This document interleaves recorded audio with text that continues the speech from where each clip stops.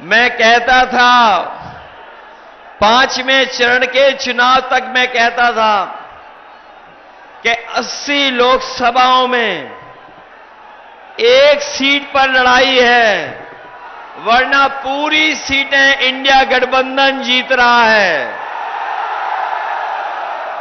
लेकिन जिस समय प्रयागराज का समर्थन मिला है, इधर आजमगढ़ और आजमगढ़ से आगे जो समर्थन मिल रहा है, इधर जो जौनपुर वालों ने तैयारी कर ली है इस बार तो लग रहा है कि देश के प्रधान सांसद जी अपनी क्यूटो लोकसभा से भी हारने जा रहे हैं और इस बार इनका कोई मैनेजमेंट नहीं चलने वाला। जो मैनेजमेंट कर रहे हैं, दिल्ली से बुला करके सब लोगों को मिलकर के मैनेजमेंट कर रहे हैं, लेकिन जो जानकारी मिल रही है, इनके अपने लोग ही इनको हरा रहे हैं। जो लोग 400 पार का नारा दे रहे थे, 400 पार के नारा देने वाले 400 हारने जा रहे हैं। यहां तो सब पढ़े लिखे लोग हैं। अगर कोई 400 पार नारा देगा तो इसका मतलब ये हुआ,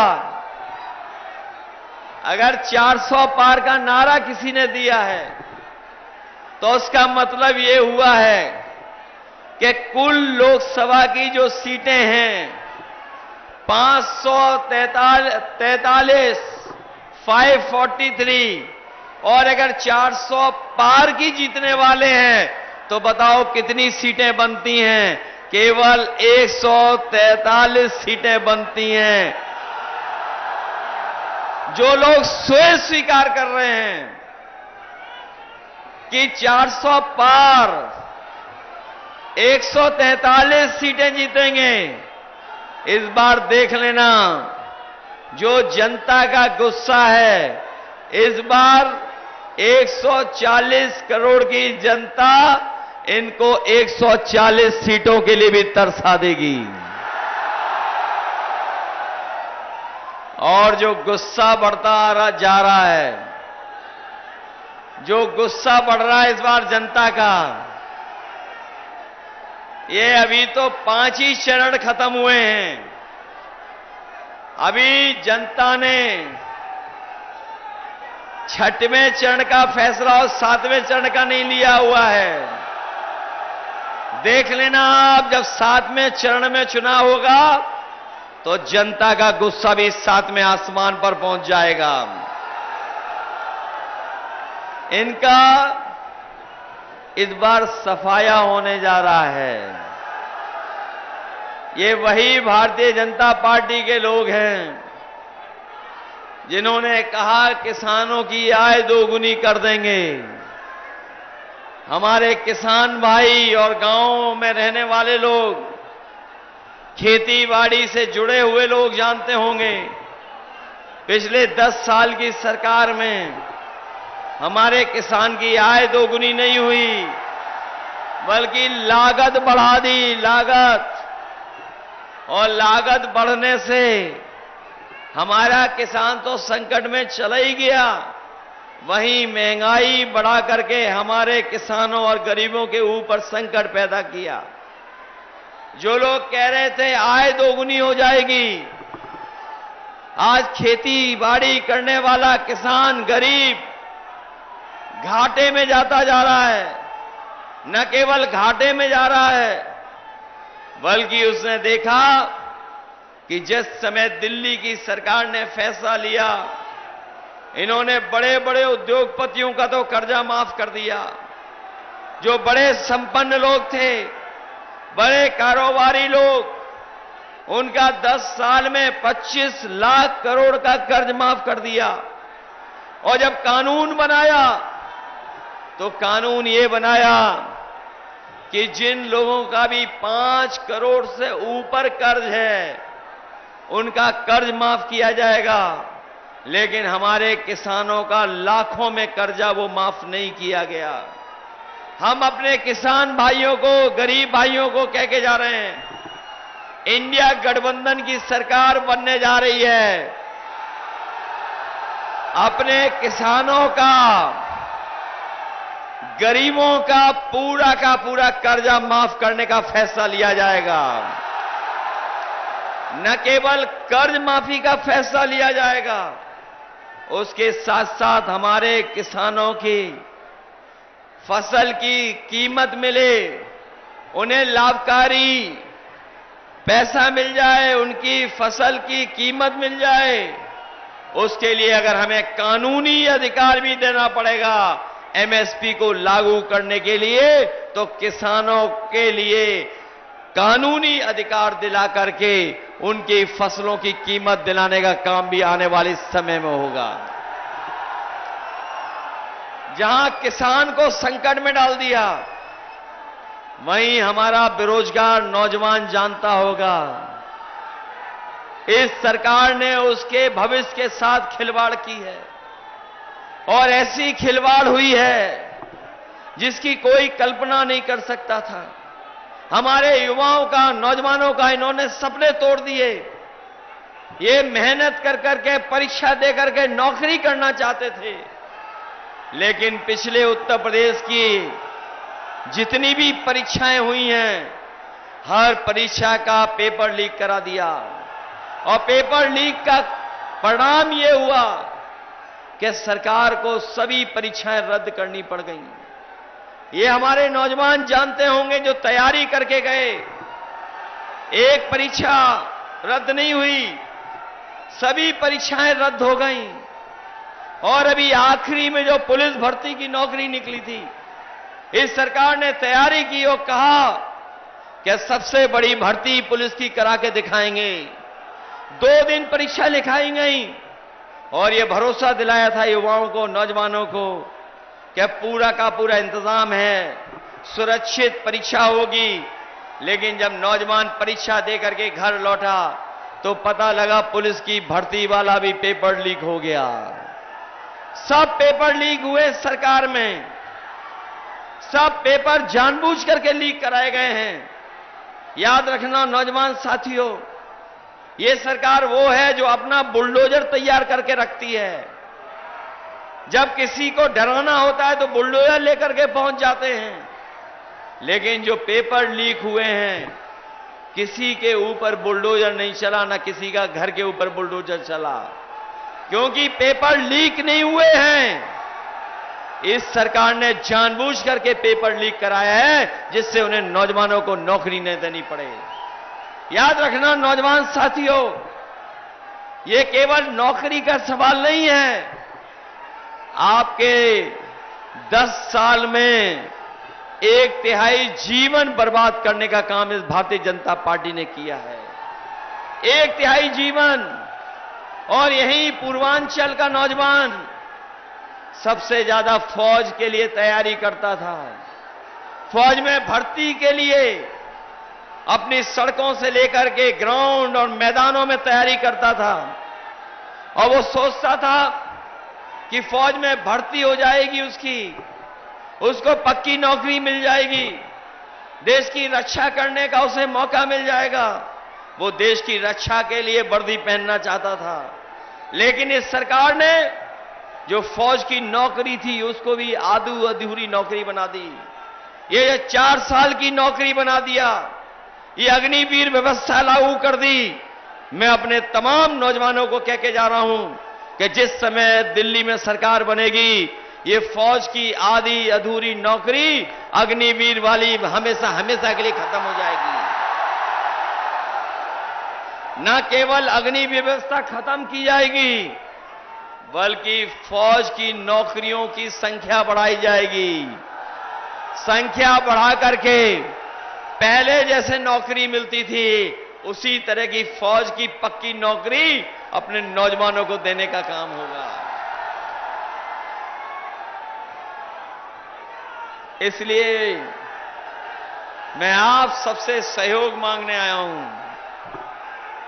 इस चुनाव में आप सबका सहयोग मांगने आया हूं और आपसे ये छिपा नहीं है कि इस सरकार ने महंगाई बढ़ाने का काम किया है। न केवल महंगाई बढ़ाई है, बल्कि हमारा किसान भाई जानता होगा, उसकी खाद की बोरी से भी चोरी की है सरकार ने। खाद की बोरी से चोरी हुई है। पहले 5 किलो, फिर और चोरी हुई 5 किलो। बताओ, किसान की बोरी से 10 किलो चोरी हुई क्या नहीं हुई? न केवल 10 किलो चोरी की, बल्कि हमारे किसानों से जबरदस्ती डीएपी के साथ साथ नैनो यूरिया भी खरीदवाई इन्होंने। और जो नैनो यूरिया खरीदी, उससे ना पैदावार बढ़ी, ना फसलों को फायदा पहुंचा। और बाद में जानकारी हुई कि जिस तरीके से बड़े बड़े उद्योगपति भारत छोड़ करके चले गए, उसी तरीके से नैनो यूरिया बनाने वाले लोग भी भारत छोड़ करके भाग गए। और जो महंगाई बढ़ी है, वो महंगाई की कोई कल्पना नहीं कर सकता है। ये महंगाई जो बढ़ी है, इनके अपने लोगों के मुनाफा की वजह से महंगाई बढ़ी है। जहां इन्होंने डीजल पेट्रोल महंगा कर दिया, वहीं हमारा नौजवान भी जानता होगा, उसकी मोटरसाइकिल भी महंगी हो गई। पहले मोटरसाइकिल 50,000 की कीमत के आसपास आती थी। आज बताओ कितने रुपए की मोटरसाइकिल आ रही है? 1 लाख पार हो गई कि नहीं हो गई? और जब कभी आप बाजार जाते होगे, बुखार की दवाई, पेट की दवाई या सामान्य दवाइयां लेने जाते होगे, बताओ दवाइयां महंगी हो गई कि नहीं हो गई? और पहले हमारा आपका बुखार, जो गोली खाते थे, डॉक्टर गोली देते थे, वो 500 mg की गोली में हमारा बुखार ठीक हो जाता था। लेकिन आजकल सुनने में आ रहा है 500 mg की गोली नहीं, डॉक्टर 650 mg की गोली दे रहे हैं, तब भी बुखार ठीक नहीं हो रहा है। और याद रखना, ये सरकार वही है जिसने हमारे और आपके लिए एक नकली वैक्सीन लगवा के वैक्सीन लगवा दी। कोरोना के नाम पर सबको वैक्सीन लगवा दी। जो लोग नहीं लगाना चाहते थे, उनको भी जबरदस्ती लगवा दी। ये हमारे पुलिसकर्मी हैं, खाकी वर्दी पहनने वाले भाई, सहायक कर्मचारी हैं, इनको भी जबरदस्ती वैक्सीन लगवा दी। और वैक्सीन लग गई, उसके बाद आपको पता होगा कि अब ये जानकारी मिल रही है कि जिन जिन ने वैक्सीन लगवाई है, उनको जान का खतरा पैदा हो गया है, जान का खतरा है। न केवल इन्होंने जान का खतरा पैदा किया वैक्सीन लगवा करके, बल्कि वैक्सीन वाली कंपनी से इन्होंने कमीशन भी वसूला है। आपने पढ़ा होगा, देखा होगा कि इन्होंने इलेक्टोरल बॉन्ड के नाम पर सबसे चंदा वसूल लिया। किसी से 1000 करोड़, किसी से 600 करोड़, किसी से 400 करोड़। और जब से इलेक्टोरल बॉन्ड वाली बात जनता जान गई है, तब से भारतीय जनता पार्टी का बेड बच चुका है। बताओ, इन्होंने इलेक्टोरल बॉन्ड के नाम पर जानबूझ करके दबाव बना करके चंदा वसूला कि नहीं वसूला? और इलेक्टोरल बॉन्ड ने इनके भ्रष्टाचार की पोल खोल दी है। इतना लूट और इतना झूठ किसी ने जनता को नहीं बोला होगा जितना भारतीय जनता पार्टी के लोगों ने बोला है। आज भारतीय जनता पार्टी के लोग कह रहे हैं और उनके दिल्ली वाले प्रधान सांसद जी कह रहे हैं कि आजकल शहजादे आए हुए हैं, शहजादे वोट मांग रहे हैं। मैं उनसे कहना चाहता हूं कि ये जो शहजादे वाली टीम बनी है, यही आपको शह देगी और यही मात देने का काम करेगी इस बार। और ये कांग्रेस समाजवादी पार्टी मिलकर के 1-11 हो गए हैं। और जौनपुर वाले जानते होंगे, इनके दिल्ली और लखनऊ वाले इंजन टकरा रहे हैं, सामने के नहीं टकरा रहे हैं। बताओ, टकरा रहे हैं दिल्ली और लखनऊ वाले इंजन। वो कहते थे डबल इंजन की सरकार है, लेकिन जौनपुर वाले जानते होंगे कि दोनों इंजन टकरा रहे हैं सामने।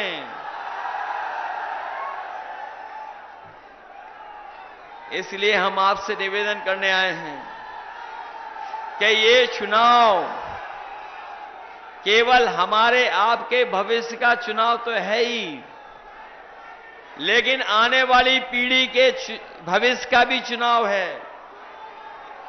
ये चुनाव हमारे आपके भविष्य का तो है ही है, लेकिन ये चुनाव हमारे आने वाली पीढ़ी के चुनाव का भी है। जो लोग 400 पार कह रहे थे, उनके मन में था कि वो संविधान बदल देंगे, लेकिन जिस तरीके से वोट पड़ा है और बहुजन समाज के लोगों का समर्थन मिला है, ये समर्थन जो मिला है बहुजन समाज का, मैं ये कह सकता हूं कि जो लोग संविधान बदलने निकले थे, उनको इस बार हम सब मिलकर के बदलने का काम करेंगे। बताओ, संविधान बचाओगे कि नहीं बचाओगे? जहां ये आने वाली पीढ़ी के भविष्य का चुनाव है, वहीं समुद्र मंथन की तरह संविधान मंथन भी होने जा रहा है इस चुनाव में। एक तरफ वो लोग हैं जो संविधान को खत्म करना चाहते हैं, संविधान बदलना चाहते हैं, वहीं दूसरी तरफ समाजवादी पार्टी, कांग्रेस पार्टी और इंडिया गठबंधन के लोग, वो लोग हैं जो संविधान को बचाना चाहते हैं। ये संविधान बचाने की भी लड़ाई है और मैं आपको सावधान करने आया हूं। मैं आपको सावधान करने आया हूं।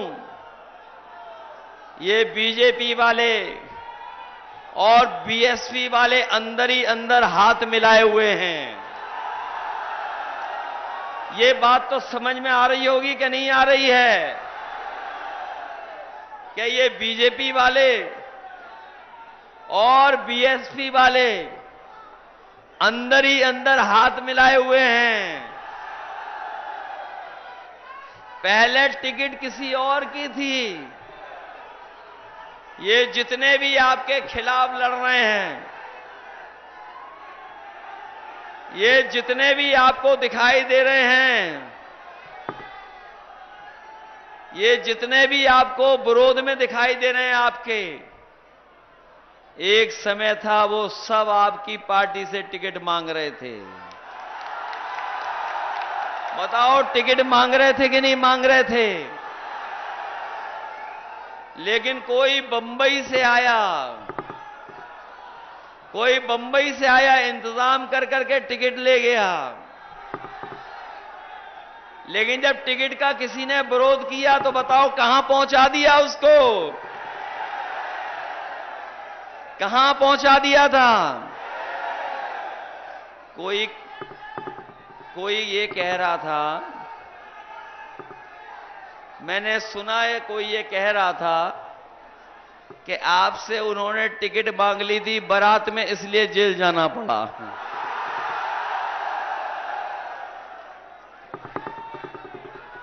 जेल गया कोई, और फिर जेल से बाहर आकर के क्या हो रहा है? बताओ, ये खेल हम लोगों को समझ में नहीं आता क्या? इसीलिए मैंने कहा कि बहुत सारे लोगों ने अंदर ही अंदर हाथ मिला रखा है। अगर कोई आपको धमका करके वोट लेगा तो डर तो नहीं जाओगे? कोई आपसे मिला जुला करके कुछ लालच दे करके वोट लेना चाहेगा, उसके लिए सावधान हो कि नहीं सावधान हो? वैसे जौनपुर वाले घबराने वाले लोग नहीं हैं। जो लोग बंबई से आए थे, मैं पहले चरण के चुनाव से देख रहा हूं, मैं पहले चरण के चुनाव से देख रहा हूं। जितने लोग बंबई से चुनाव लड़ने आए थे, उन सब ने पहले ही अपनी बंबई जाने की टिकट बुक कर रखी थी। पहले चरण और दूसरे चरण में भी कोई आया था, दूसरे चरण में भी कोई आया था बंबई से, और जैसे ही चुनाव खत्म हुआ वो सीधा बंबई वापस चला गया। ये बगल की लोकसभा थोड़ी दूर अमेठी, ये अमेठी की लोकसभा के बारे में भी आपको पता होगा, हमारे साथियों को पता होगा कि हमारी पार्टी में एक नेता थे, उनके नाम पर हमें और आपको कितना बदनाम किया गया। हमें आपको बदनाम भी किया, उस नेता पे झूठे मुकदमे लगा करके जेल भी भेज दिया। लेकिन जब वोट चाहिए था तो उस परिवार को मनाने मुख्यमंत्री सामने आ गए। ये अमेठी वाले के बारे में कह रहा हूं मैं आपको, और ये सावधान करना चाहता हूं कि राजनीति में कहां कौन धमका रहा है, कहां कौन मिला हुआ है। जब इन बीजेपी वालों को वोट चाहिए था तो प्रदेश के मुख्यमंत्री जी ने बुला करके, मना करके और भरोसा दिला करके कि आपके पति को हम जेल से छुड़वा देंगे, आप हमारी मदद कर दो। मदद ली, और फिर अभी लोकसभा का चुनाव था तो उन परिवार के लोगों को समझाते रहे, बुझाते रहे, उनकी मदद करते रहे। और इसलिए मदद करते रहे क्योंकि उन्हें चुनाव में वोट चाहिए था। वोट तो ले लिया लेकिन उनकी मदद नहीं होगी, मैं ये बताना चाहता हूं।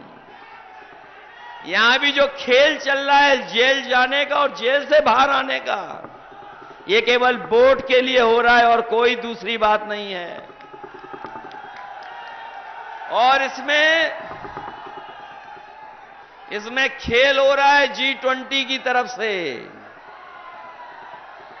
ये जो खेल खेला जा रहा है, ये जो आयोजन होते थे G20, याद है कि नहीं याद है? G20 का मतलब जानते हो आप? आप नहीं जानते हो। जो पार्टी G20 के आयोजन कर रही थी वो ये बताना चाहती थी कि 2 गुजराती, बाकी बीजेपी में सब जीरो। तो खेल कहां से हो रहा है? 2 नंबर से खेल हो रहा है। इसलिए सावधान हो कि नहीं सावधान हो आप लोग? ये बात भी जानते होंगे कि बीजेपी ने ही बीएसपी की टिकट तय कराई है। ये बात पता है कि नहीं पता है? और जो टिकट कटवाई वो किसने कटवाई? ये खेल तो जौनपुर वाले सब समझ रहे होंगे। इसलिए सावधान हो कि नहीं हो? इसलिए मैं आपसे जहां अपील करने आया हूं वहीं आपसे मदद मांगने भी आया हूं और आपका सहयोग मांगने भी आया हूं। ये चुनाव ऐतिहासिक चुनाव होने जा रहा है, देश को बचाने के लिए चुनाव होने जा रहा है। ये देश का ऐतिहासिक चुनाव है और जब से हम लोगों ने पीडीए परिवार को बढ़ाना शुरू किया है, जब से पीडीए परिवार हम लोगों ने बढ़ाना शुरू किया है, ये भारतीय जनता पार्टी के लोग घबराए हुए हैं। ये घबरा गए हैं। पी फॉर पीडीए है और पी फॉर पूर्वांचल भी है। इस बार पूर्वांचल पूरा का पूरा पीडीए परिवार को साथ लेकर के चलने का काम कर रहा है। इनका इस बार पूर्वांचल के लोग ही विदाई करने जा रहे हैं। ये बीजेपी के लोगों का स्वागत तो हुआ था 2014 में, लेकिन इस बार उत्तर प्रदेश के लोगों ने विदाई की भी बहुत बढ़िया तैयारी की हुई है, बड़ी धूमधाम से इनकी तैयारी की है। बताओ इनकी विदाई करोगे कि नहीं करोगे? न केवल मंत्रिमंडल बदलेगा, मंत्रिमंडल तो बदलेगा ही बदलेगा, मीडिया मंडल भी बदल जाएगा। और ये इलाका तो वो रहा है जिसने सामाजिक न्याय की लड़ाई को हमेशा मजबूत बनाने का काम किया है, सामाजिक न्याय की लड़ाई को मजबूत बनाने का काम किया है। इसलिए आप लोग सावधान रहना। ये जो लोकतंत्र बचाने की लड़ाई इसलिए भी है क्योंकि बाबा साहब भीमराव अंबेडकर जी ने जो हमें संविधान दिया है, ये संविधान हमें अधिकार दिलाता है, यही संविधान है जो हमें न्याय दिलाता है, यही संविधान है जो हमें सम्मान दिलाता है। यही बाबा साहब भीमराव अम्बेडकर जी का हमारा जो संविधान, ये हमारे आपके लिए संजीवनी है। इसलिए जहां भविष्य का चुनाव है वहीं हमारा संविधान बचाने का भी चुनाव है। इसलिए अपने नौजवानों से कह करके आ रहा हूं कि जहां बेरोजगार हैं नौजवान, न कोई सम्मान का रोजगार मिल पा रहा है, न इनको नौकरी मिल पा रही है, समाजवादी पार्टी और इंडिया गठबंधन ने तय किया है कि दिल्ली की नौकरियां 30 लाख अभी भरी नहीं गई हैं, खाली है, तो 30 की 30 लाख नौकरी और पूरे आरक्षण की व्यवस्था को लागू कर करके अपने नौजवानों को नौकरी देने का काम होगा। हमारी माताएं बहनें जानती होंगी, जब समाजवादी सरकार थी तो हम लोगों ने समाजवादी पेंशन देना शुरू कर दिया था। अपनी पढ़ी लिखी लड़कियां जो आगे बढ़ना चाहती थीं, उनके लिए हम लोग विद्याधन दे रहे थे, जो नेताजी ने शुरू किया था। लेकिन जैसे ही सरकार बनी, इन्होंने योजनाओं को बंद कर दिया, बदल दिया। इसलिए अपनी गरीब माताएं बहनों को कह के जा रहे हैं कि इंडिया गठबंधन समाजवादी पार्टी ने तय किया है कि 4 जून के बाद जब सरकार बनेगी तो अपनी गरीब परिवार की महिलाओं को 1 लाख रुपया उनके अकाउंट में पहुंचाने का काम होगा। जहां 1 लाख रुपए पहुंचेंगे उनके अकाउंट में, कर्ज माफ तो होगा ही होगा, और उसके साथ साथ फौज की भर्ती की संख्या भी बढ़ा करके अपने नौजवानों को पक्की नौकरी और पक्की वर्दी पहनने का मौका दिया जाएगा। जब समाजवादी सरकार थी तो एम्बुलेंस चल रही थी, एम्बुलेंस की व्यवस्था की थी, गर्भवती माताएं बहनों के लिए भी फ्री और अपने गरीबों के लिए भी फ्री, गांव में सेवा करने के लिए। लेकिन जैसे ही समाजवादी सरकार गई, इन्होंने हमारे गरीबों की एम्बुलेंस भी खराब कर दी। अब फोन मिलाते हैं तो एम्बुलेंस कब आएगी इसका कोई पता नहीं, और अगर अस्पताल लेके भी पहुंच गई एम्बुलेंस तो अस्पताल में इलाज नहीं मिल पा रहा है। जो समाजवादियों ने मेडिकल कॉलेज दिया था जौनपुर को, वो बताओ बर्बाद कर दिया कि नहीं कर दिया? न केवल बर्बाद कर दिया, बल्कि वैसा ही का वैसा नया खंडर बना खड़ा हुआ है, उसके अंदर किसी का इलाज नहीं हो पा रहा है। 100 नंबर की गाड़ी दी थी हम लोगों ने पुलिस को, जिससे पुलिस सही समय पर पहुंच जाए और हमारी मदद करे जाकर के। लेकिन जब से सरकार गई, हमारे जो लखनऊ वाले उल्टे पुल्टे मुख्यमंत्री हैं, उन्होंने 100 नंबर को 112 कर दिया। जब से नंबर बढ़ा 100 से 112, हमारे पुलिस के भाइयों को भी लगा कि उन्हें भी अपना रेट बढ़ा देना चाहिए। और सुनने में यहां तक आ रहा है कि जब 100 नंबर मिला करके बुलाते हो आप, तो मदद नहीं करते हैं, दोनों पक्षों से पैसा वसूल लेते हैं। बताओ, इनकी सरकार में अपमानित होना पड़ा कि नहीं अपमानित होना पड़ा? हमारे और आपके खिलाफ के झूठे मुकदमे लगे कि नहीं मिले? और ये जिला तो वो है जहां पर कई ऐसे नौजवान जो हमारे बहादुर नौजवान थे, उनके साथ पुलिस ने उनकी जान लेने का काम किया था, एनकाउंटर करने का काम किया था। हम समाजवादी लोग भूले नहीं हैं। अभी तो कानून ने सजा दी है उनको, कानून से सजा पाए हैं। लेकिन ऐसे तमाम दोषी लोग जिन्होंने अन्याय किया है, उत्पीड़न किया है और गरीबों पर बुलडोजर चलाया है, सरकार आने पर बुलडोजर का ड्राइवर बदल जाएगा, उनके खिलाफ भी कार्रवाई होगी। और अपने हम खाकी वर्दी पहनने वाले भाइयों को सावधान करना चाहते हैं। अभी तो फौज की नौकरी 4 साल की हुई है, अभी तो फौज की नौकरी 4 साल की हो गई, और अगर बीजेपी की सरकार आ गई तो इनकी भी नौकरी 3 साल की हो जाएगी। ये कहते हैं कि कैसे हो जाएगी 3 साल की नौकरी? तो मैं उनसे कहता हूं, क्या आपको पता था कि अग्निवीर की नौकरी 4 साल की हो जाएगी?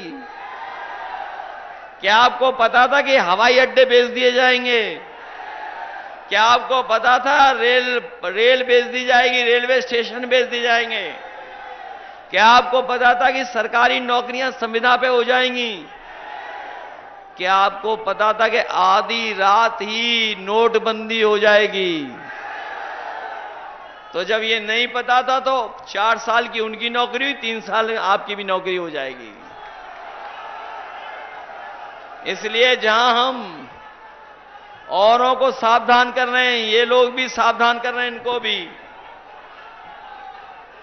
इसलिए आपसे हम अपना विशेष अपील करेंगे। ये जो अपील हम करना चाहते हैं आपसे, बताओ जौनपुर वालों, हम दोनों लोकसभा मान लें कि जीत गए कि नहीं जीते? ऐसा तो नहीं है कि अगर हम मान लें जीता हुआ और आपको बूथ पे रोकें तो आप रुक तो नहीं जाओगे? आपको सब रास्ते पता है कि कैसे वोट डालना है, बूथ पे पहुंच जाओगे आप लोग। और अगर आपको डराया और धमकाया गया तो मैंने सुना है कि प्रधानों को चुपचाप बुला करके लालच देके और डराया धमकाया जा रहा है।